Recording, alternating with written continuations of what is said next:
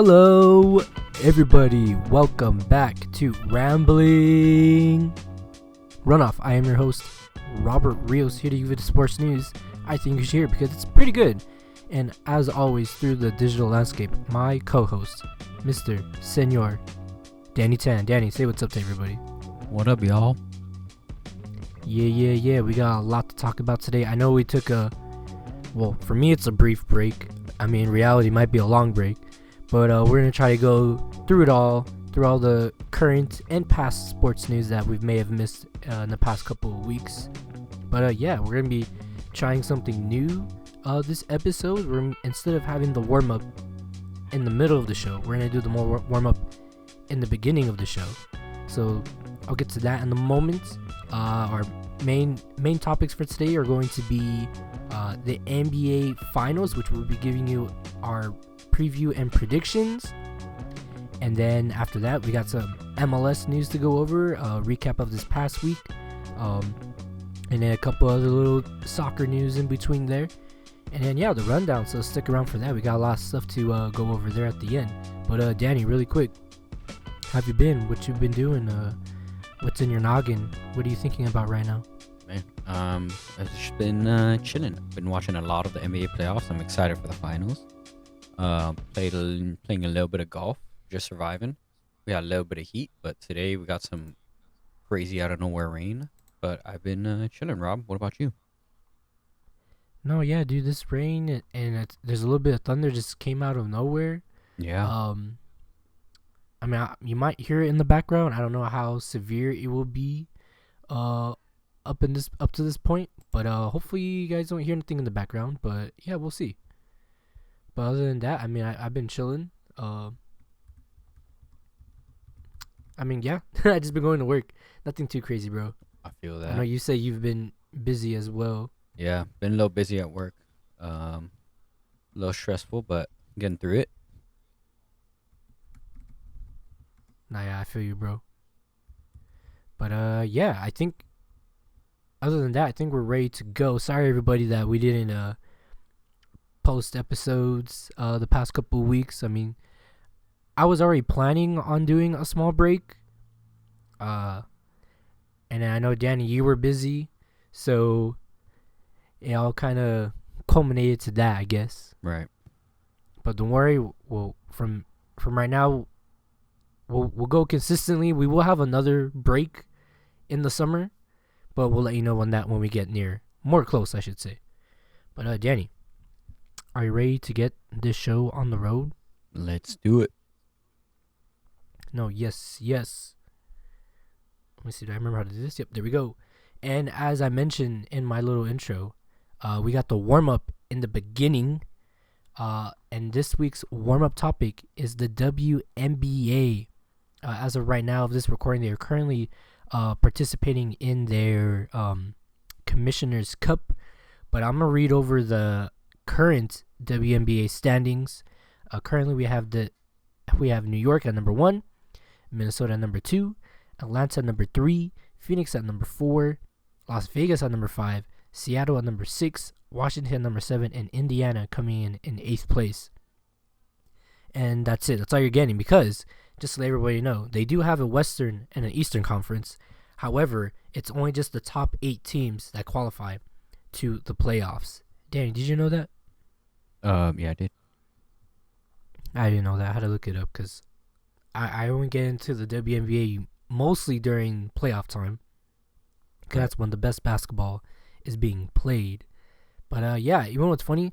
When I was making this last week or like the week before, like to get ready for our other show, this was not the way the standings looked like prior. Like, I think Minnesota was in first. I don't even think Indiana was. Like, the bottom 3 teams were like nowhere near. They were not even in playoff contention. So it looks like the WNBA has a quite a good amount of, correct me if I'm wrong, parity or parity, whichever one it is. Parity. So parity. So I mean, everyone's getting a little piece of the pie, and everyone's eating a W at some point. Still a little early in the season. No, yeah, of course. But that's why I was surprised. I'm like, wait, how did they already get all mixed up? I think the only team that I saw that was not or that did not really move was Phoenix. It stayed in fourth place. Atlanta was at the bottom of this table. I was like, what is going on? But hey, that's the way the league is structured, and that's how it's going to make out. But Danny. Yes. The reason why I also brought up this topic is because there are two superstars in the league right now, and they have a small, I guess, rivalry. They won't necessarily say it, but you could tell there's something there. We have Caitlin Clark, phenomenal shooter, and Angel Reese, a great tall athletic talent on the floor. They have, I don't know how you want to explain it, but just little things here and there. They just go back and forth. Caitlin a little more on the what's the word? Nonchalant side about it, and Angel Reese more on the loud side about it. And I wasn't going to really necessarily bring this up because it isn't a topic of discussion, but you know, they're trying not to make it a big deal, but it is kind of a big deal because in the WNBA you don't really get a lot of this, and especially right now since women's basketball is, like, in my opinion, starting to get some of that limelight that they've been asking for, literally and figuratively. So Dan, I need to ask you, is the recent back and forth between Caitlin Clark and Angel Reese good for the league? I mean, there's a couple components of it. I think rivalries are always great.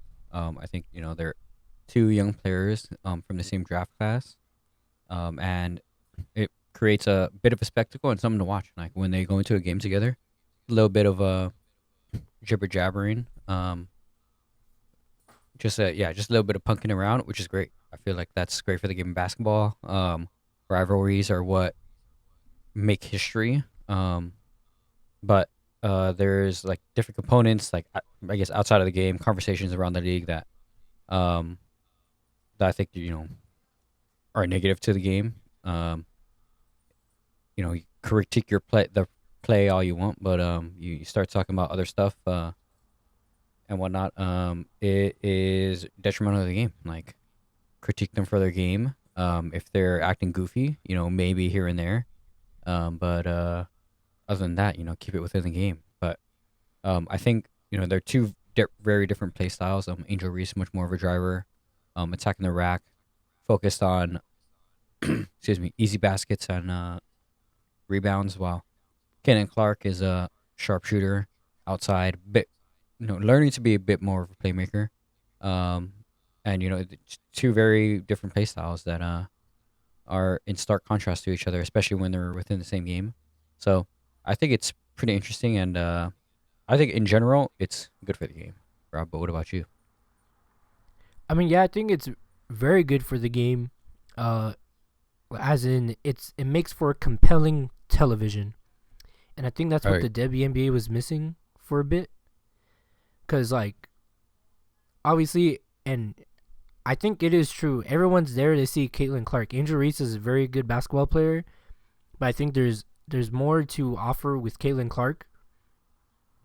And the fact that, Angel Reese has convinced herself and has told the media multiple times that all the popularity of the league is now on the shoulders of Caitlin Clark, and that she's part of it as well.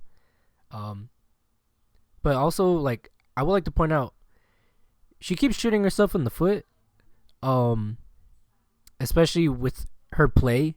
Yeah, she's made a lot of buckets. She's gotten a lot of rebounds, but a lot of those shots that she's made have come because she takes a lot of shots, but she also misses a lot of shots.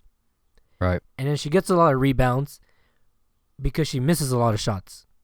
And right. I know you're like, oh, it's negative, but yeah, everyone's starting to connotate the term a me-bound because she's rebounding her own shots.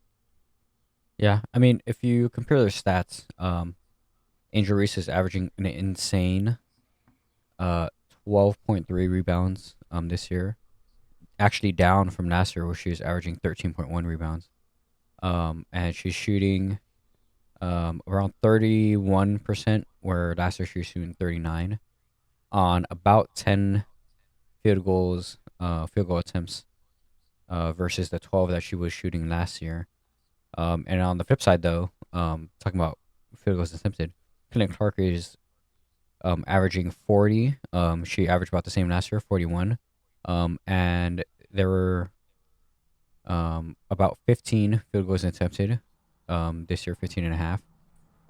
Actually up from the 14 and a half that she averaged last year. So Caitlin Clark is actually shooting more, but making more. And I would argue the difficulty of those shots are much higher for Caitlin Clark, just because of the distance and whatnot.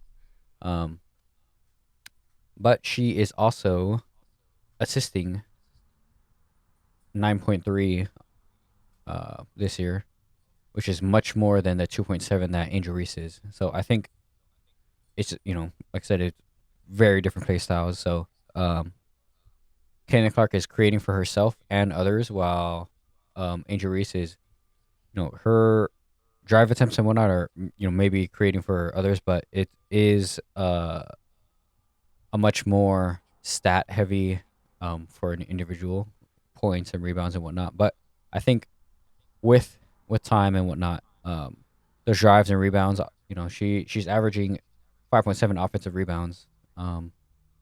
Those turn into second chance points pretty often. So there's arguing here and there, but I think it's just overall really good for the game. Like, as much as Angel Reese says that Caitlin Clark is not the limelight of the league and like the star right now, she is. She puts the butts in the seats. The viewership is up. That's very true. Yeah, this is it's how basketball has grown over the years. This is the Steph Curry effect. Great shooting, garners an audience. And so Caitlin Clark has garnered that audience and carried it into the WNBA from college. Angel Reese has her own audience. She was able to score some crazy brand deals and whatnot, because she is still a great player and she puts butts in the seats. I think there are more eyeballs on Caitlin Clark because of the phenomenal shooting that she has. But Angel Reese, within her own right, she's breaking records left and right as well. So I think it's interesting for the league. I hope the rivalry continues because I think it's just good for the game of basketball. A little bit of conversation, John back and forth, getting a little chippy. It's all good for the game as long as it stays within the game. You know what I mean, Rob?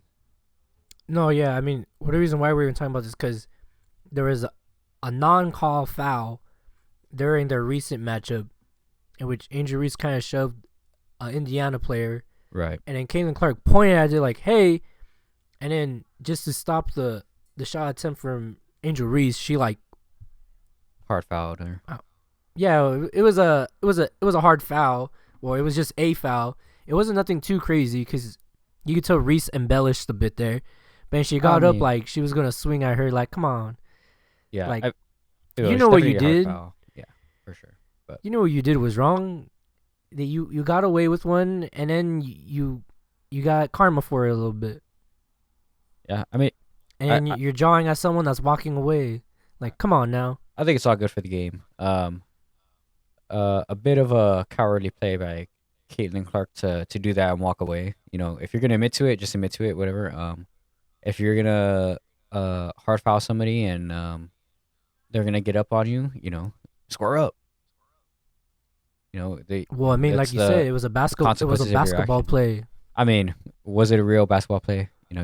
Yes. You can foul, but there's different ways to go about it. But you got to live with the consequences of your action. You chose to hard foul, probably a little harder than I think some people might do. Others might just grab onto the body. I think it was a nothing play, in my opinion. Like I said, it was embellished. I think it was less embellished than I'm thinking that you were thinking. She's twice her size. Angel Reese is not twice the size of Caitlin Clark. Bro, she's significantly taller than her. Angel Reese is 3 inches taller than Caitlin Clark. And they weigh... There's an 8-pound difference according to the WNBA website. Caitlin Clark's at 157. Angel Reese is at 165. They're like right around the same. Bro, if I try doing that to Anthony Davis, I'm going to fall down. Okay, yeah, there's like a 150-pound difference between you and Anthony Davis and like a foot and a half of height difference. That's like insane. No way. We're having this conversation. That is so crazy. Dude, that is crazy. That is That you insane. don't think that It's a bit of a hard that was foul. a Whatever. Deal with the deserved consequences. foul. Man up. Man Or up for woman up, what? I guess. I'm saying Caitlin Clark, like, if you're gonna hard foul, deal with the consequences. Guys like There was already a foul on the floor that was not called. right, yeah, your boy, stand up for your teammate. There's the hard foul, and then deal with the consequences. Of course, the person that you foul is gonna be upset about it. So turn around and face them, face the music. Call my guys, I don't PJ think she Tucker, wants to Grayson even Allen. do. I don't even These think guys she that wants are to even deal considered with all that. She's like, I'm just a little. gonna foul her and walk away. Yeah, come Like, on. What do you mean? Come on. If you're gonna hard foul somebody, then have the courage to stare them in the face as they get up on you. PJ Tucker, No, 'cause Grayson then Allen, like that these makes it guys. worse. Oh my No, goodness. I mean that's it. You Dang, hard foul them. You There's gotta a face the no stare consequences. down rule in the league. Come You on, can't even bro. stare down a How guy many? when you dunk on somebody. Yeah, Holy that's shit. after a dunk. But how many times after? I mean, you gotta face the music. If you're gonna walk away, it's a bit of a cowardly move. That's just it. I don't think it was cowardly. I mean, I think she did the right thing. I mean, yeah, hard foul, but you just stand there. You could put your hands up and say whatever, but stand there. Take it. I don't know, but That's she's not gonna the square up for consequences no of your reason. actions. And the actions of what? Well, hard foul. Okay, that's it. It's just a foul. That's no. There's a difference between a foul and a hard foul. If you're gonna hard foul someone to stop the point attempt, that's a basketball play. Understandable. There's different, different degrees of it. I wouldn't say it was up to a flagrant one, but there was definitely, wind up and It was action. not flagrant. Yeah, that's what I'm saying. I just said it's not a flagrant. But if you're gonna do that to somebody, of course there's gonna be a reaction. You just have to be there to deal with it. I don't know. I just see embellishments, and I'm like, that was whack. Yeah, Shea Gilgeous-Alexander is embellishment. Jalen Brunson All right, is we'll get to embellishment. that later. This was definitely a hard foul. Anyway, this one was gone up long enough. WNBA is doing good. The rivalry is good for the league. They get chippy. I feel like Caitlin Clark should woman up. You hard foul someone, you gotta stand there. And Angel Reese, if you're gonna get hard fouled, one, it's a basketball play, and two, you're trying to go up while the other team got fouled on the ground. Understand you're doing basketball play, but you can't really get upset about it when you're trying to steal a cheeky point, Yeah. cheeky basket. That's what I'm trying to Anyway. say. That's why I'm like, why is everyone getting their panties in twists or a bunch, as they say? Well, they're star players. It's gonna be divisive. Yeah. But already, yeah, I think it was a good warm up. I think we fulfilled what we had to do there. You good, my guy? Yes, sir. All right, Danny, we're gonna get into your bread and butter. Blah, blah, blah, blah, blah. I'm all tongue tied. Your bread and butter, the NBA Finals. We were gonna do a podium show, but we pivoted to a preview on our regularly scheduled program. Right. But Danny, yes, the NBA Finals are here. The And contending in this NBA year's- Finals. Contending in this year's finals are the Indiana Pacers, who won the NBA Cup this year. They will be facing off against the very young and talented Oklahoma City Thunder. Dun dun dun. Oh, and there's Thunder right now. What a coincidence. But Danny, are you excited for this matchup? Of course, Rob. NBA Finals. So, best time of year. as I mentioned before, we have not recorded in a bit. So very, very, very briefly, Danny, explain to us what have been your favorite parts of the NBA playoffs. Oh, there's been so much.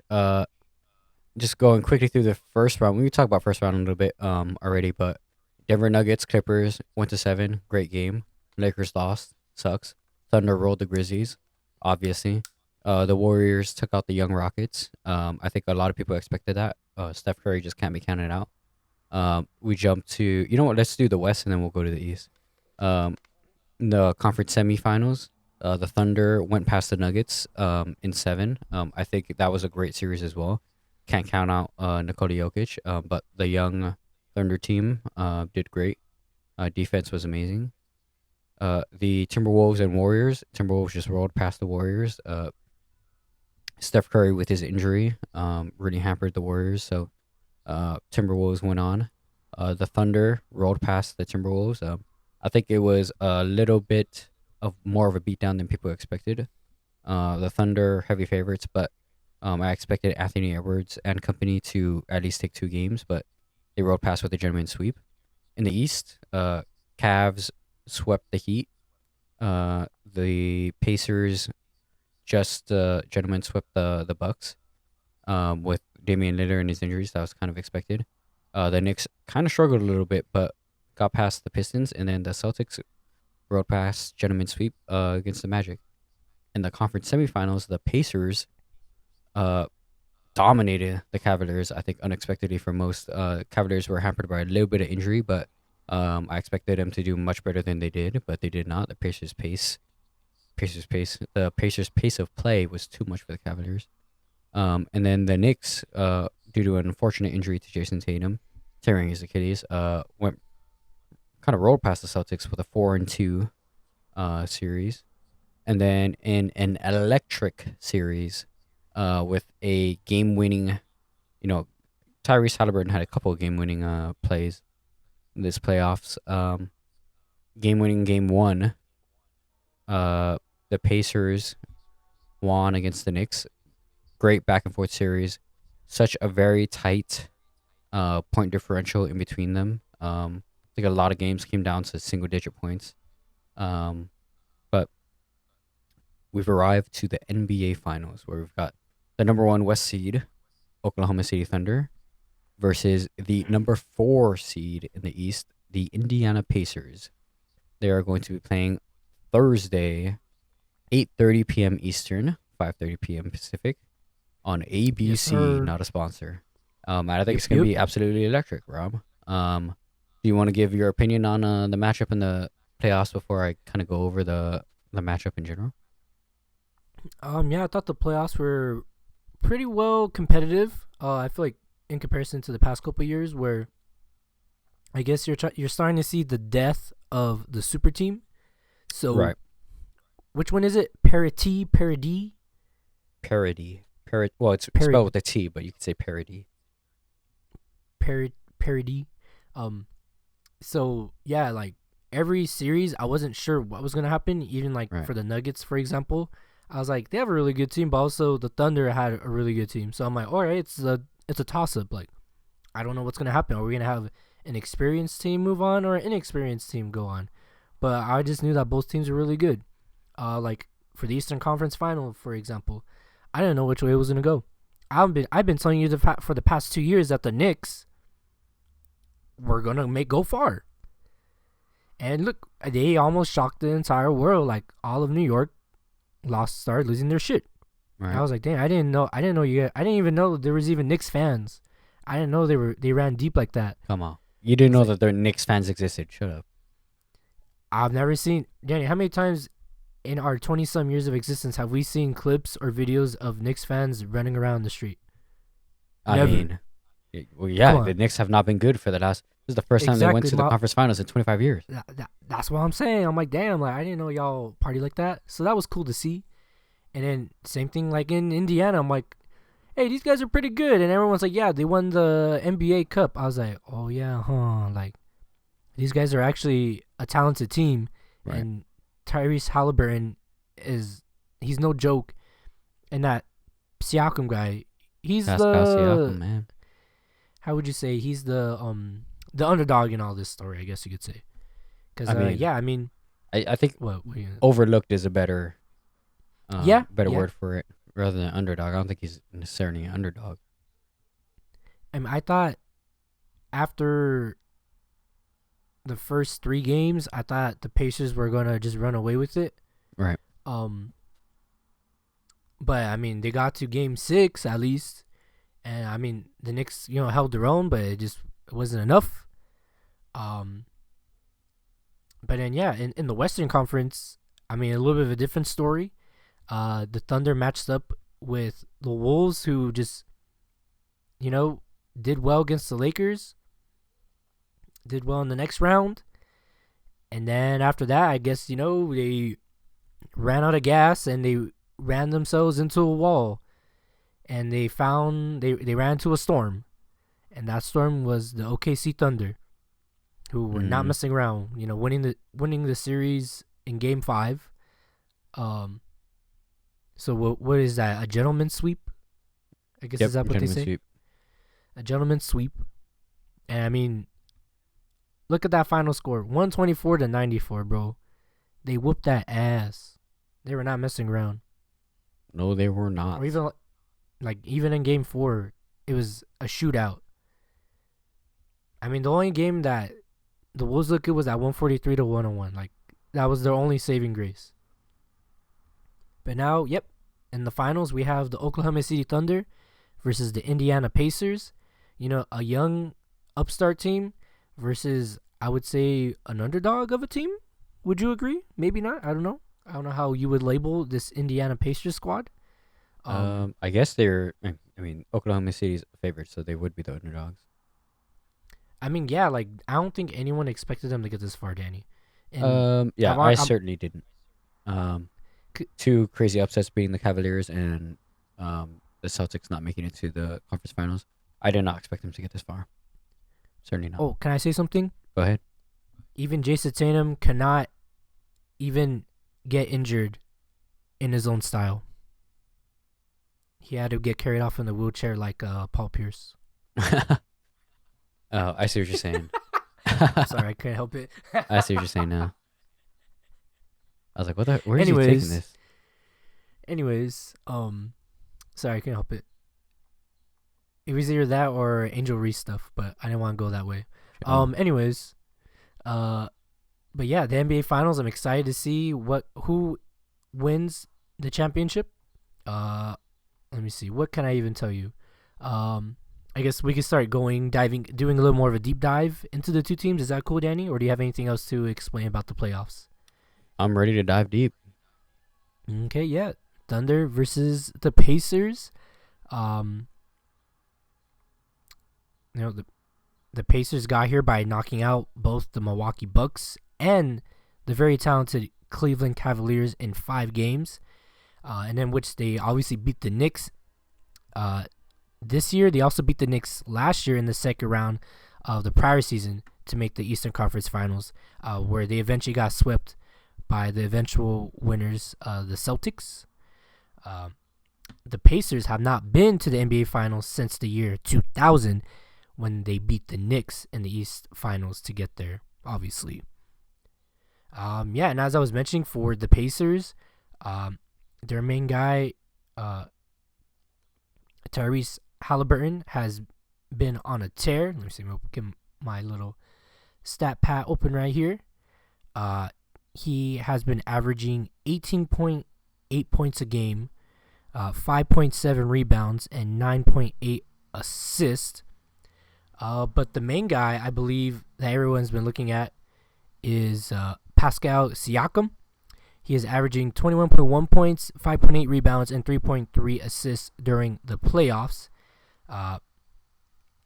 He was also awarded MVP for the Eastern Conference Finals. Let me see. I feel like I have... Yeah, here we go.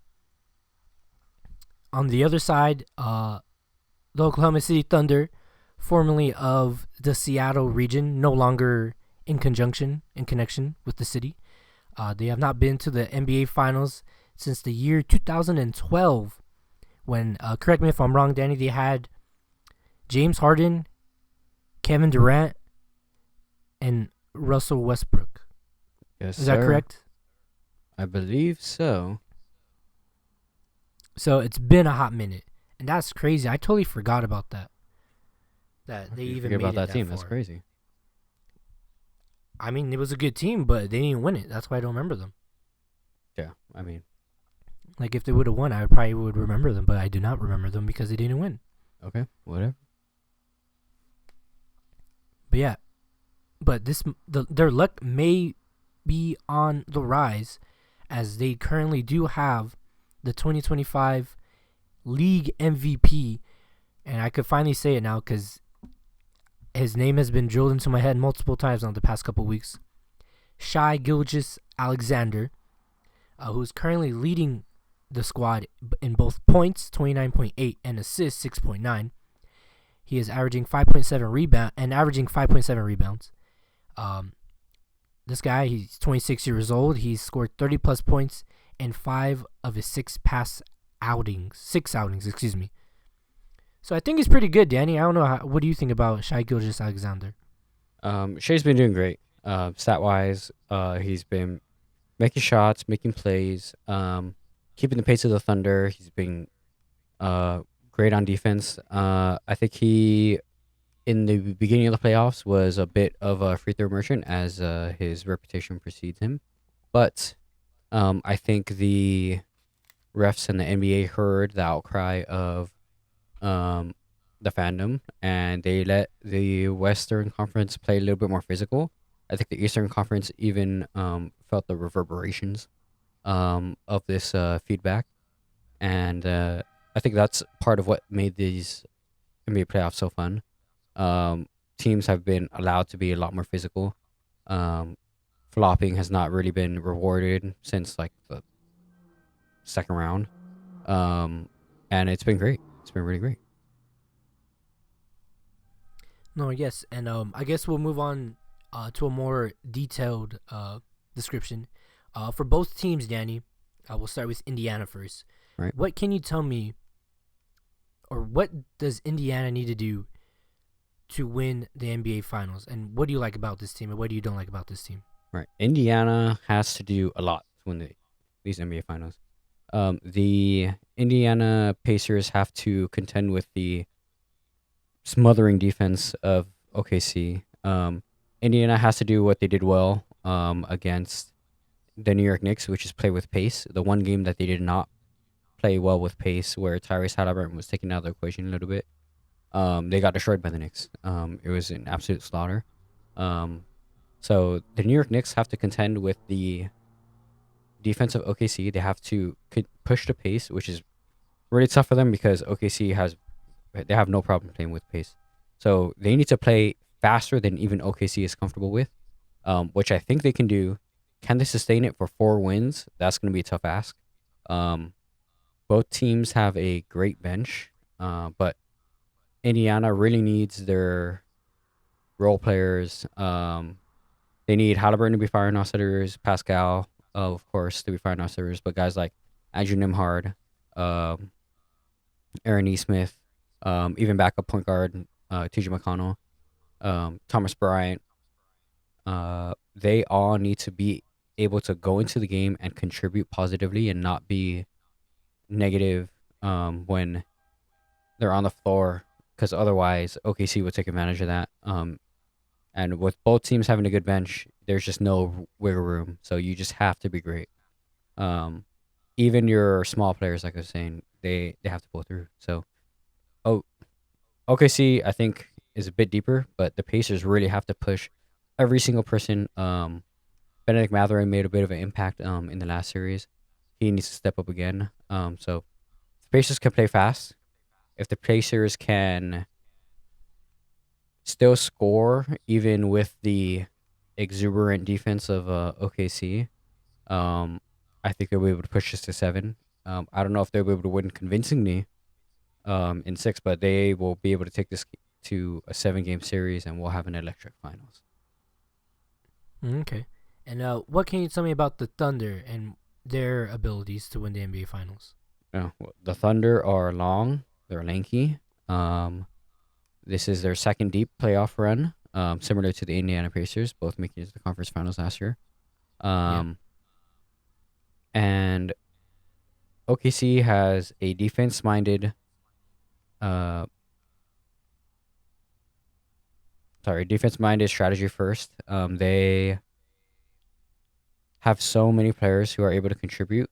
Aaron Wiggins. They got 3 stars in Shea, J-Dub, Chet. They got a great center in Hartenstein. Guys like Alex Caruso, who not only play defense but are able to contribute, play make. They just got so many guys that are able to go in and contribute, even if they're not the number one offensive option. When someone's number is called, they step up. Lou Dort is likely going to get a number one defensive assignment. Probably, if he's not on Halliburton, he's going to be switched on Halliburton Burden every single time. So we will see. OKC, if they just play their brand of basketball, solid defense, scoring when available, moving the ball around, and hitting the best shot, they will likely, I think, gentlemen sweep this Indiana Pacers team, because I feel that their transition defense is great, which the Pacers kind of rely on. They have great half court defense. Even if the pace is trying to be dictated by the other team, they're able to play faster. They're able to slow the game down. They're able to change the tempo up, disrupt the other team's offense. So I think OKC has a lot more in terms of weapons and schemes than the Pacers do, and they have a bit of a deeper bench. So it's going to be a big challenge for the Pacers, but I think if OKC play their brand of basketball, I think it's going to be a gentleman's sweep. All right. And I guess I'll give my 10 cents here, just to give some background for everybody. For the Pacers, they've posted the second best offense efficiency in the playoffs at 117.7 points per 100 possessions. In these past couple of playoff games, they've pulled off some of the most improbable comebacks in playoff history during this run. They were down by 7 in the last 40 seconds of Game 5 in the first round against the Bucks. They trailed again by 7 in the final 50 seconds of Game 2 in the second round against the Cavs. And in Game 1 against the Knicks, they were down 14 with 2 minutes and 51 seconds remaining. Indiana came back to win each game, all because they have a deep bench and play fast all 48 minutes of the game. And as I briefly mentioned before, Tyrese Halliburton, he's averaging 18.8 points, 9.8 assists, and 5.7 rebounds in the postseason to go along with every clutch shot that he puts down. And as I said before, Pascal Siakam, named Eastern Conference Finals most valuable player after scoring 31 points in the Pacers series, clinching Game 6 victory over the New York Knicks. Pascal, he's a 3-time All-Star. He averaged 24.8 points on a 52.4% shooting, 50% from 3, by the way, in the series, edging his own teammate Tyrese Halliburton for the award 5 votes to 4. So yeah, they have a little Batman and Robin. You could pick who you want. Either or, they're going to hit you with the 1-2 punch. And then offensively, this team, they win collectively with 7 players averaging at least 10 points. Not only were the Pacers tough to beat with Halliburton and Siakam, they also got to deal with Turner scoring 20 points or more. There were a problem when, how do you pronounce this guy? Nembhard? Or Nembhard. Nembhard or Neesmith? Neesmith. Yeah. Neesmith, he had about 15 points or so.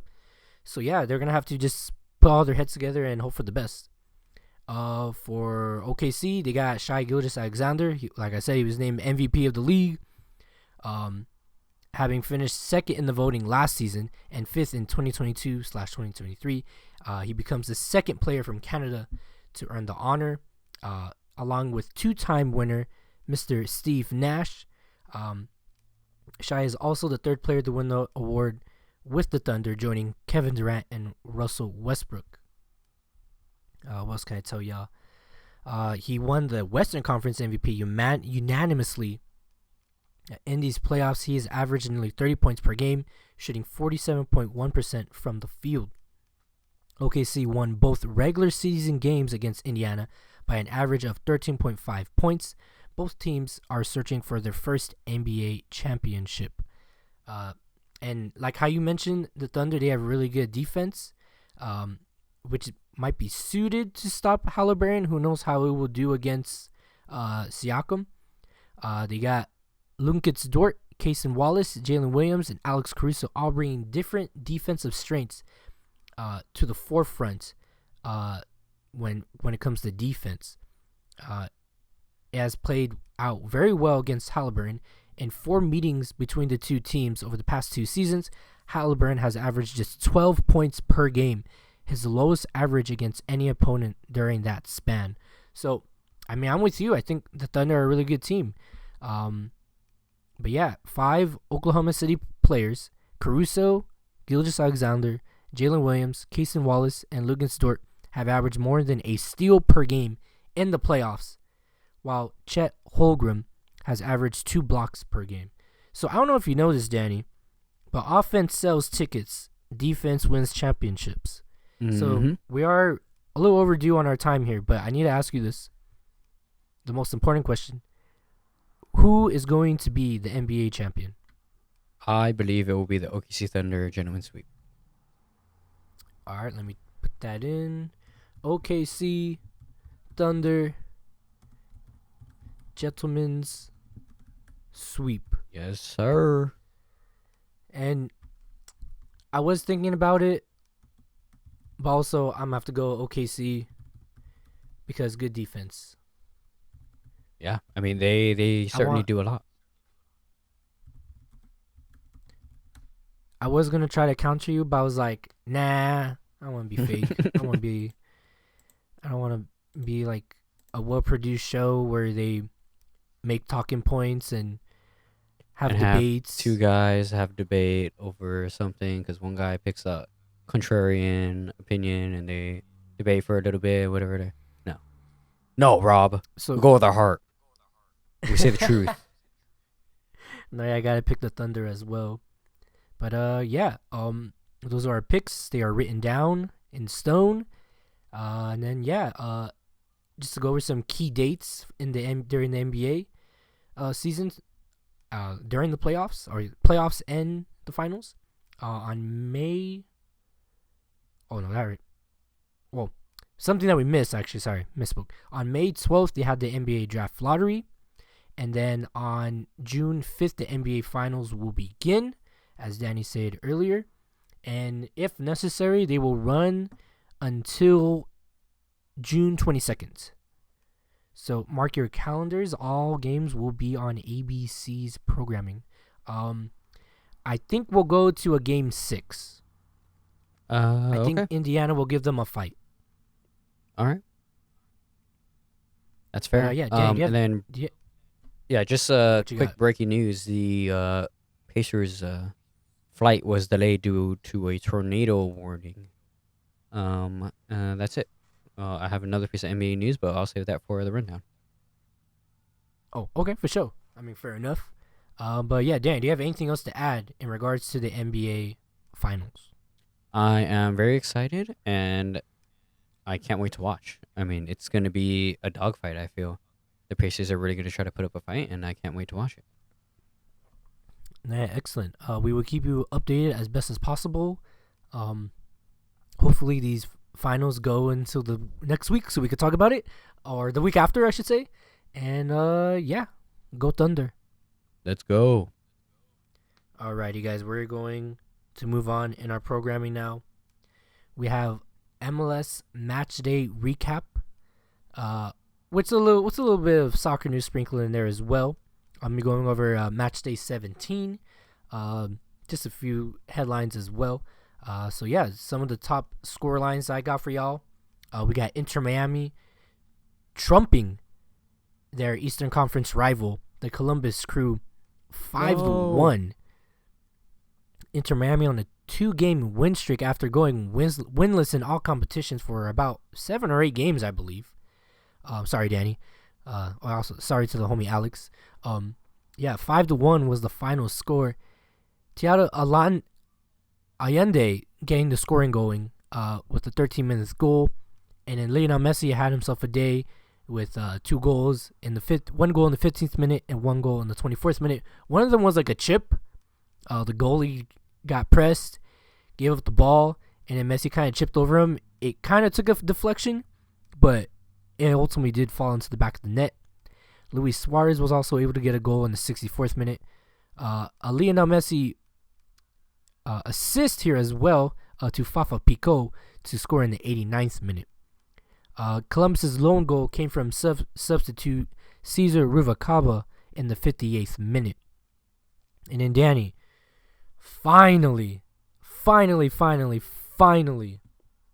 the LA Galaxy are victorious, picking up their first win of the season, winning 2-0 at home against RSL, Real Salt Lake. The goals came from Lucas Sanabria from an assist from Nacimiento, and the second goal came in the Sanabria in the 17th minute, and the second goal came in the second half from Joseph Paintsel in the 55th minute of play. You can hear the piano fall off the back of the truck there. Kinda. As it slides away. Galaxy finally picking up their first win. Still at the bottom of the table. I think we are halfway through the season. So if the Galaxy are looking to make a playoff push, a very, very late grind into that last playoff spot, they have to start winning games now. They don't have to win every game. They just have to win a few games here and there and just hope that someone falls behind and, they can catch up to that last spot at least. And hopefully the Galaxy can, hope for the best. And in the Sunday night soccer matchup, we had the Seattle Sounders host Minnesota United FC, in which Minnesota was victorious 3-2. Seattle's goal scorers was Kalani Kosa Rienzi in the 55th minute, and Nicholas Romero scored an own goal in the 83rd minute. For Minnesota, it was Tani Alawasi in the 51st minute and also in the 58th minute, and Robin Lod scored a penalty in the 54th minute of play. Danny, are you there? How do you feel about the Columbus Crew going down to Inter Miami? I mean, it saddens me deeply into my core. But Inter Miami is doing decent this season. So I understand it, but damn, to see my Columbus Crew step this far, you know what I mean? It's horrible. I mean, they're a good team. It's just they got caught slipping. I know. It happens too often. I'm going to go over the table very quickly. In the Eastern Conference, it's Philly, number 1, Cincinnati, number 2, Miami still hanging on there, even though they went winless for a bit, at number 3. A new look Nashville at number 4, Columbus at number 5, New York Red Bulls at number 6, Orlando at 7th, Charlotte's in 8th, and New York City in the 9th spot as well. On the Western Conference, it's Vancouver is still at number 1. I'll get to them a little bit later. San Diego went on a little drought there for a second, but back in the win column, coming in second place. Minnesota at number 3, Seattle at 4, Portland Timbers at number 5, LAFC moved up a little bit, now are in 6th place. San Jose having a decent season, coming in at 7th place. 8th place is the Colorado Rapids, and 9th is the Houston Dynamo. But MLS Player of the Match Day was one Lionel Messi. Messi made it back-to-back Player of the Match Day awards thanks to a 2-goal, 3-assist display that powered the Herons over their Eastern Conference rivals Columbus Crew. Messi has become the second player in MLS history, along with Diego Rossi, to record multiple games with at least 5 goal contributions, following 1 goal, 5-assist effort in last season's 6-2 rout over the New York Red Bulls. Messi now leads MLS with 16 goal contributions, 10 goals, 6 assists this season, including 5 goals, 4 assists during Miami's current 3-game unbeaten streak. So, yeah, that was the recap for Match Day 17. We are going to go into somewhat of a small break. There's still games to be played, but there is a thing that I will be bringing up a little bit later on. A little bit of a preview for Match Day 18, Saturday, June 7th, we'll have DC United versus the Chicago Fire. That will be on Apple TV, MLS Season Pass, Apple TV Plus, 4:30 p.m. Pacific Standard Time. And then a special little treat, we will have a doubleheader of Sunday night soccer. There better be a doubleheader because that's what they have listed. So Sunday night soccer will consist of LAFC versus Sporting Kansas City on Apple TV, MLS Season Pass, Apple TV Plus at 6 p.m. Pacific Standard Time. And then the Vancouver Whitecaps versus Seattle Sounders FC for a Cascadia battle, also on Apple TV, MLS Season Pass, Apple TV Plus at 6 p.m. Pacific Standard Time. Yeah, these should be good. Some good matchups. We got DC United versus Chicago Fire. Some MLS OG clubs. DC United a day 1. Chicago Fire, I would say a day 2 club.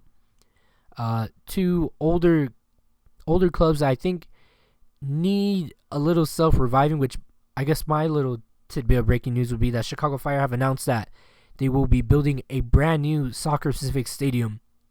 I guess more near the Chicago, how would you say, populated Chicago area. They would be leaving their current home ground of Soldier Field. After that, they had left their other prior soccer-specific stadium, which to my knowledge was in a more suburban, not Chicago-ish area. That was a bit of a drive, to my understanding, if my research is correct. I think it was SeatGeek Stadium that they're leaving. I guess it was like in a farm or something, or a suburban area. But yeah, we'll have to wait and see what happens now with the Chicago Fire. And yeah, the Sunday night soccer doubleheaders. LAFC versus Sporting Kansas City, Vancouver Whitecaps, Seattle Sounders. LAFC in the middle of the pack in the Western Conference. Sporting Kansas City trying to break into that playoffs spot area. They're currently in 12th with 16 points. And then yeah, Vancouver, number 1 team in the Western Conference. 2 points behind Philly in the Supporters Shield race. Going up against their old NASL rival Seattle. Currently in 4th, as I mentioned, 26 points on the day. I guess if I were to give you my predictions, I want to say the Chicago Fire beat DC United. LAFC beat Sporting Kansas City. And then I'm going to say Vancouver beats the Seattle Sounders. Seattle not looking too good against Minnesota in their last outing. And Vancouver, a really good MLS team at home. Because we'll leave it at that. Because then we will get on to some other little news and tidbit here. Other MLS news and national team soccer news as well. So the Vancouver Whitecaps. There was this one big game that occurred on Saturday, which I'll get into later on in the show. But on Sunday, we had the CONCACAF Champions Cup Final. Danny, you know what tournament I'm talking about? The one that with America and all that, and Cruz Azul? Yes, sir. So, we had the final in Mexico. Cruz Azul versus versus the Vancouver Whitecaps. I don't know why I'm thinking of the Chicago Fire. Cruz Azul versus the Vancouver Whitecaps, in which Cruz Azul crashing out of the playoffs and Liga MX. And then we have the Vancouver Whitecaps, who I don't know. I don't know how to explain this. Are having a great season in MLS. Survived and advanced in the CONCACAF Champions Cup tournament. Lost 5-0 against Cruz Azul in the final, Danny. Just laid one big fat egg. They had a little over, I think, 1,000 Vancouverians, I don't know what you call it, Vancouver Whitecap supporters, fly or bus all the way down to Mexico to see them fall flat on their face. And the scoring started early on in the 8th minute. Ignacio Rivero. Then it's another goal in the 28th minute. In the 37th minute, they get another goal. Angel Sepulveda. 45th minute, former MLS player Mateus Bogusz. And Angel Sepulveda again in the 50th minute of play. And it was kind of like one of those, what is the Simpsons joke? It's like, stop, he's already dead. Stop, he's already dead. Yeah. Yeah, like one of those moments. It's like, no way. Like, I honestly thought the Whitecaps were gonna like. Huh? I thought the Whitecaps were gonna put up a fight. They did this all tournament long against Mexican opposition, and for them to come out flat-footed, scared, like confused, Right. it didn't make no sense to me. Yeah. I mean, it's like But some boxing matches where, outside the ring, a lot of talk, a lot of smack talk, or whatever. You say person says they're gonna take the other person's head off, the other person reciprocates, whatever, and you go in, and there's clearly one fighter who was, actually ready to go the distance, and the other fighter, is a little bit more reserved and likely for most of those fights. So it takes too long for them to turn on the gas, and that's what it is. You get punched in the mouth a little bit, and then you realize, oh shit, this is where I'm at. no, yeah, I mean, I thought Vancouver was gonna give them a decent fight, but I didn't expect this at all. It was fairly disappointing. With the loss, the Whitecaps become the third Canadian team to lose a CONCACAF final, joining Toronto FC's 2018 loss to Chivas in penalties, and CF Montreal in 2015 when they lost to America in also underwhelming fashion. And that was when the final was 2 games. I remember Toronto looked flat-footed against Chivas, and they were the home. Toronto was considered the better team. Chivas was the underdog. And then Montreal went into Estadio Azteca against America, had an okay game. They played the second game in Montreal, and America floored it, put their foot down on the gas pedal, and left Montreal behind. Meanwhile, the 2022 Seattle Sounders remain the only MLS team to win since the LA Galaxy lifted the trophy in the year 2000. Cruz Azul now ties Club America with their record 7th CONCACAF Champions Cup title. The last one they won was in the year 2014. So you might be thinking like, dang, Liga MX might be really better than MLS. Au contraire. Some people were like, I thought MLS caught up to Liga MX. Yes and no. Because on the flip side, the day before, LAFC played a 1-game playoff against Club America, in which the winner took over the now vacant Club Leon spot for the FIFA Club World Cup, in which LAFC beat Club America.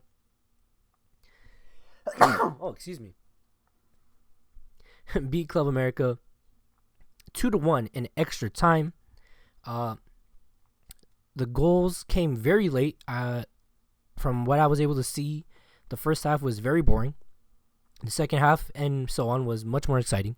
The first goal came from Brian Rodriguez, was a 64th minute penalty. And in the 89th minute of play, Igor Jesus scored for LAFC to get them into extra time. And then in the 115th minute, Dennis Bouanga puts LAFC ahead, and they will now move on to play in the FIFA Club World Cup in the summer. LAFC will now play Chelsea from the Premier League, Esperance Sportive de Tunis, a Tunisian club, and Club Flamengo from Brazil. On top of that, the FIFA Club World Cup will start Saturday, June 14th, and the final will be July 13th from MetLife Stadium and New York/New Jersey. The tournament starts with the group stages that will end Thursday, June 26th. Then there will be a round of 16 knockout games, quarterfinals, semifinals, then the final in July. The tournament will feature 32 clubs from around the world. 3 of those clubs will be from the MLS with LAFC now, Inter Miami, and the Seattle Sounders. Daniel, did you know about this tournament? Yes, I know because I'm keeping track of it because I know it's going to affect my freaking commute.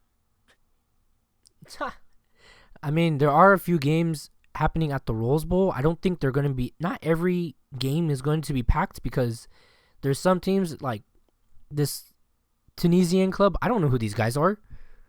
Do you think people are going to come and see this Tunisian club? I don't know. We could see a bunch of... it's supposed to be the World Cup, but for the clubs itself. Right. So who knows? We'll probably have people out of the country come and check out this tournament. Oh, certainly. I have no idea. Because this is like the first edition of this type of tournament. There's been a smaller version, but that one is only like 6 or 8 clubs. So we'll have to wait and see what happens here. I believe most of them are happening at the Rose Bowl. On our coast at least. And the rest of the games will be spread out across the country. So if your team happens to be playing in this tournament, go look up where the clubs will be playing at, where your club will be playing at, and see if you go check it out. Who knows? Like I said, it's the first iteration. The trophy itself is kind of insane. It needs a key to be opened up. Like, it looks like a trophy, but once you unlock it, it like looks like a gyrosphere, I guess you could say. So yeah, it's interesting. And then what else I got here for us? We got some U.S. national news as well. The U.S. women's national team defeated China on a friendly. The U.S. won 3-0 with goals from Katrina Macario, Sam Coffey, and Lindsay Heaps. To my knowledge, I believe they are playing another friendly as of this recording, which might be right now, actually. Yes, they are winning 3-0 over Jamaica. I can tell you the goal scorers right now. Ali Centenor, with 2 goals, with a 19th minute goal and a 28th minute goal. And Lynn Biondolo in the 60th minute. So yeah, the women's team doing very well. This match was originally supposed to be against China as well. Unfortunately, it was canceled. According to ESPN's app, it was postponed for another day. But we shall see when that will happen. And then yeah, they should be playing, I think, the She Believes Cup this year. Don't quote me on that. But we shall wait and see, because they do have a couple more games down the line. But I believe they're friendlies. Could have 2 games against the Republic of Ireland, and then a game against Canada in July. So we'll have to wait and see about those matchups. And additionally, the men's team I know is playing the Gold Cup, because there's a men's and a women's tournament. Yeah. And the group stage, I believe I mentioned this in the past episodes, which we'll get to later on once the tournament comes more near. They'll be playing a friendly against Turkey on the 7th, and they will also be playing against Switzerland on June 10th. You can catch both those games on TNT. The group stage for the Gold Cup will begin on the 16th for the U.S. against Trinidad and Tobago. They will then play Saudi Arabia on the 19th and finish off the group stage against Haiti. All games will be on the network of Fox. First 2 games on FS1 and the last one on Fox as well. And then Danny, I want to get your opinion. They unveiled the new jersey that the teams will be wearing. What do you think about the jersey? It's a navy blue with like a powder light blue and red stripes going down. What do you think about the jersey? Looks fine. Looks like a regular Nike, jersey. by the way. Yeah. It doesn't excite me. But I think it's pretty good. It's better than the last couple. Jersey. Yeah, I see. There is another version that's white with like kind of like metallic stars and whatnot. It is definitely better than last year's, which was just white. Oh no, yeah, dude. Everyone was not happy about that. I think that's classic. I think you have to do something with the texture of it if you're gonna make it white. Yeah. Just like that. I think it's classic, whatever, but yeah, the 2024 American Icon away one was much lamer. It's like blue with like a tie-dye stripe to it. I think I like this one. It's very classic soccer jersey. You look at it, think soccer jersey right away. Yeah, it's not groundbreaking, certainly, but oh no, for sure, it's fine. It's good. But I think it is wearable. Like, I would wear this. Oh right, yeah. Like I would buy this and I would wear this. Yeah. All right, I already know what I'm getting you for Christmas. Okay. I'll get it with your last name. What's your favorite number? 26. All right, bet. The next coming year as well. So perfect. Hell yeah. Hell yeah. I think it's pretty cool. Yeah, I might get it's a decent myself. shirt. It's a decent jersey. No, yeah. But Dan, do you have anything to add about all the stuff I just said? No, nothing to. I mean, you covered inside, outside, backwards, forwards of the soccer world. Except Premier. I guess this is like a transition to the rundown. Premier League Yeah, winner. you want to do the rundown? Yeah, All right, Liver FC. rundown starts now. Alright. Liver FC wins the Premier League. Next. Yeah, Liverpool won in convincing fashion, and it was during when we didn't record. But yeah, I may or may not forgot to put that down here. But yeah, thank you for reminding us, sir. And Yeah. also, Arsenal did not win nothing. No. Again. Hearts go out to those affected by the attack on Liverpool celebration. But anyway, next up, You get 5 big booms. 5 big booms for Liver FC. Liverpool FC. Liverpool. Dude, I can't say Call liver. them Liver FC. I can't say No, liver FC. no, I it's can't be called like that. Liverpool. Or no. Okay, fine. No, Liverpool. no. Whatever. Jeez. They're called Liverpool. Oh, Danny, you're gonna get us canceled from the British people. Chill. Holy shit. All right, here we go. The real rundown. Here we go. There's another big championship being contended for. The NHL Stanley Cup. I'll give you guys a small preview here really quick. We have the Florida Panthers versus the Edmonton Oilers, a rematch from last year's Stanley Cup Final. As I mentioned, this last year from last year's Cup, where the Panthers won their first title after a 7-game classic. I'm already parched. The Panthers look to become the 10th team to repeat and win back-to-back cups in a season. Through 3 rounds, both the Panthers and Oilers have seen goals from 19 different players, with each captain leading the way in points, along with the forwards in each top 6. The depth scorers could decide this series. Having season-ending surgery after a hit in the Western Conference Final, the Oilers will be without Zach Hyman, who had recorded 11 points, 5 goals, 6 assists in 15 games. The Panthers are really good on the road with a league best 42.9% power play away from home these playoffs. For the Oilers, on the other hand, one of the NHL's best home penalty kills during the 2025 playoffs. The Oilers own an 83.3% success rate while at Rogers Place, their home stadium. But their 55.2% kill on the road ranks last amongst teams that played more than 1 round. Against the Stars, the Oilers allowed 5 power play goals in 14 opportunities in the Western Conference Final. So yeah, I'm going to give my prediction here. I think, because I've seen them play more, Edmonton is going to win the final. They're going to lift the Stanley Cup. Danny, what do you think? Yeah, I agree. I think Edmonton's got it, even though they're suffering with the injury to one of their good scorers. I think the Oilers have been playing so great.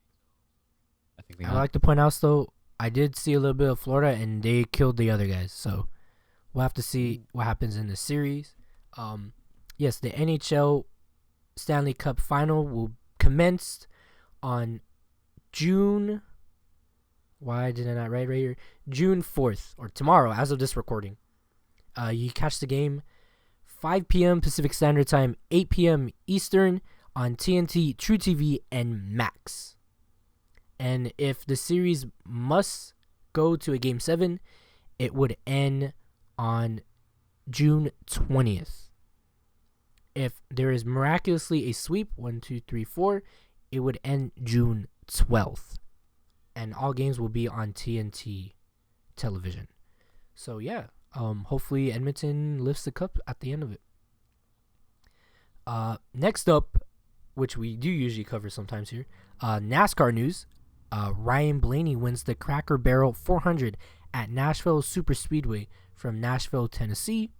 Ryan Blaney claimed his first victory of the 2025 season Sunday night in the Cracker Barrel 400. The 2023 NASCAR Cup Series champion led a race best 139 of the 300 laps to finally secure that all-important playoff position. Danny, your boy William Byron continues to lead the NASCAR Cup Series championship standings, now 48 points up on Hendrick Motorsports teammate Kyle Larson with 12 regular season races remaining to set the 16-driver playoff field. Their teammate Chase Elliott, who finished 15th place on Sunday, is the highest ranked driver, 5th, without a win. The next race will be Sunday, June 8th, 2025, from Brooklyn, Michigan, for the Firekeepers Casino 400 at Michigan International Speedway. Coverage of the race begins at 11 a.m. Pacific Standard Time, and hold on to your pants, or take a seat for this one, because this race is not on Fox and it's not on NBC. This race will be televised on Prime Video. I've heard a lot of good things about their Prime Video. Not a sponsor. I've heard a lot of good things about their Prime Video, not a sponsor, broadcast. So, yeah, go check it out. It should be pretty good. And some other little news that we missed while we were gone. The Indianapolis 500 happened. Alex Palou wins the Indy 500. The three-time NTT IndyCar Series champion earned the first oval victory of his career, capturing the biggest race of them all, the 109th edition of the Indianapolis 500 at Indianapolis Motor Speedway. He won under the caution when 500 rookie Nolan Siegel crashes number 6 Arrow McLaren Chevrolet in turn 2 on the final lap of the 200-lap race, which started 43 minutes late due to passing sprinkles or rain. Two-time defending series champion Palou passed the number 28 Allegra Honda of Andretti Global's Marcus Eckerson on lap 187 and never trailed thereafter. So congratulations to him. And then, yeah, a little explanation for me here, or let's say review, excuse me. The UEFA Champions League final was this past weekend. PSG are your UEFA Champions League winners, being victorious a big score of 5-0 over Inter Milan. Achraf Hakimi scored in the 12th minute, easy peasy lemon squeezy. Desiree Doué, the youngster, scored twice in the 20th minute and the 63rd minute. Kvaratskhelia scored in the 73rd minute, and Seni Mele, I had it earlier. Meelu scored in the 86th minute. PSG's Desiree Doué is the 6th different player to both score and assist in a UEFA Champions League final, while at 19 years old and 362 days. He literally turned 20 not so long after, or is going to turn 20. He's the youngest to do so. Doué and Meelu became the 3rd and 4th teenagers to score in a Champions League final, following Patrick Kluivert in 1995 and Carlos Alberto in 2004. So yeah, I was able to watch some of the game, well, most of the game, or the whole game, I should say. And yeah, it was it was not the final we all wanted, but hey, PSG finally getting their bucket, their crown, in the European circuit. You know, after years of throwing the bank at this team, you know, Neymar couldn't get them there, Messi couldn't get them there, Mbappe couldn't get them there. Hey, but PSG said no problem, and they were able to lift the UEFA Champions League trophy. So congratulations to PSG. Some UFL news. Their conference championships will be this weekend, June 8th. The Michigan Panthers will face off against the Birmingham Stallions at 12 p.m. Pacific Standard Time on ABC. The DC Defenders will face off against the St. Louis Battlehawks at 3 p.m. Pacific Standard Time on Fox. The final will be played Saturday, June 14th from St. Louis at 5 p.m. Pacific Standard Time on ABC and ESPN+. Some other little news that we missed out on, and we don't usually cover betting or sports like this, but I had to only because I saw the highlights, and I like to go here. Well, I haven't been here in a long time to a horse race in a while, but hey, here we are. Some horse racing news. Journalism jostled with other horses down the stretch, burst through the crowd after so much contact, and came from behind to win the 150th running of the Preakness Stakes. And I bring that up because journalism came out of nowhere. I was watching. I don't know. Were you able to see that, Danny? That journalism come back in the race? No, I did not. So basically, he came in second at the Kentucky Derby, raced a week or so after that at the Preakness Stakes, was all the way in the back of the pack. I don't think anyone thought they were about to win. Was literally like a NASCAR race, getting bumped around, and literally on the final stretch, won the race. A photo finish. Like, if you have a chance, I'll send it to you after. It's crazy ass finish. But the odds-on favorite was bumped around by goal oriented near the quarter pole, and it looked like another second place finish for this horse. Coming here we go, 2 weeks after. I knew I wrote it down somewhere. After being the runner-up at the Kentucky Derby to Sovereignty, journalism instead ran right past Gilgeous to give their trainer Michael McCarthy his second win at a Triple Crown race. Excuse me, I'm getting parched. Gilgeous was second by half a length. Sandman was third, and Bob Baffert, trained goal-oriented, fourth. Journalism went the. Correct me how I pronounce this, Danny. 1 and 3/16. 3/16 miles in a minute and 55 seconds, if I have that correctly. Umberto Rispoli became the first jockey from Italy to win any of the Triple Crown races. And we now get to the Belmont State. Well, excuse me. I'm parched. But the Belmont Stakes are this weekend with 2 top horses. Sovereignty, the Kentucky Derby winner, was set at an odds of 2-1. And Preakness, there we go. I misspoke. Journalism won the Preakness. The Belmont Stakes are this weekend. Yeah.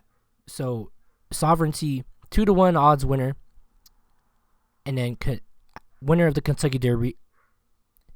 And then Journalism coming in now as the runner-up at the Kentucky Derby, and the Preakness winner opened up at an 8-5 favorite in the race. I don't know, Danny. I'm a little tempted to put down some money. Damn. What do you think? This is how it starts? Like $50. Well, we'll come away with 150, maybe 200. You might. Just might. I'm thinking about it.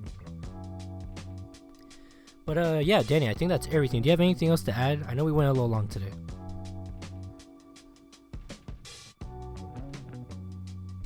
Nope, nothing. Zilch, you got nothing? No, sorry.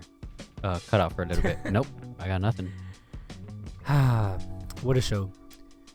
I think the warm-up went pretty well, so we'll see what the people think. We'll get some feedback later on. But yeah, if you got nothing else, thank you for listening to Rambling Runoff. If you're listening on YouTube, please hit that like and subscribe button. If you're listening on Spotify for creators, Amazon Music, or Apple Podcasts, please give us a follow. If you want to see more from us on social media, hit us up on Twitter at Rambling Runoff and Instagram at Rambling Runoff as well. And we also do TikTok, where we post up recaps and previews of any of the sporting events we didn't get to talk to on the show. So yeah, hit us up there as well. Give us a follow. Yeah, I've been your host, Robert Rios, for my co-host, Danny Tan. We'll see you next time. Bye. See ya.